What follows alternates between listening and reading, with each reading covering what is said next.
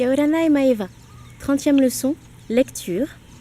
Exceptionnellement, je vais vous mettre l'image et je lirai par-dessus, parce que c'est la dernière leçon et que je vais bien prendre mon temps pour essayer de prononcer parfaitement tous les mots, toutes les phrases, et vous laisser le temps de les lire en même temps.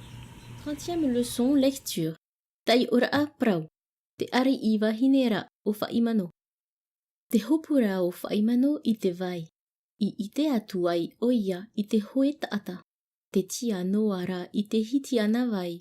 Ma te hio noa mai I ana. E maa taata tino nehe nehe e te mata au. Pi I atura whaimano. O vai oe. I tia ai ia oe. I te hi o mai ia unei. O vai maoti oe. I whaatatei roa mai. I tuu nei vai hopura a.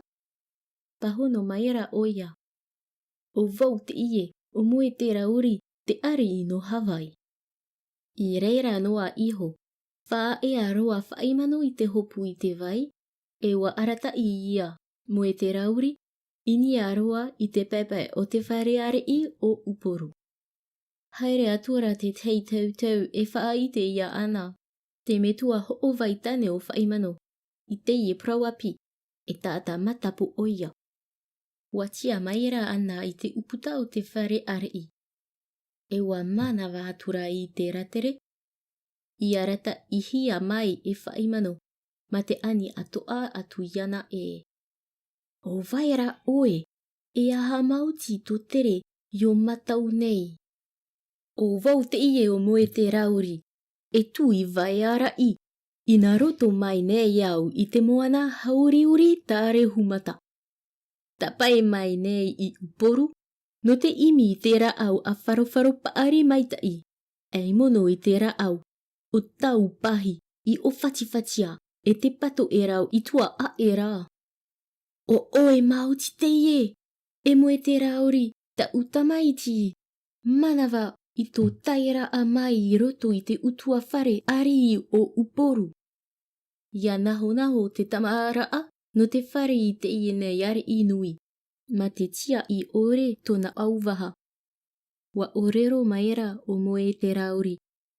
Ie I muri a e, I te mau aroha raa e te haa mauru raa popou, no te ie nei whare raa. Wa pu oi maera oia, I te nā ora a e. Te haapu maera vauna te whaa, I wharerei mai ai I te ie purotu, te arata I au, I mua I te aro o ana.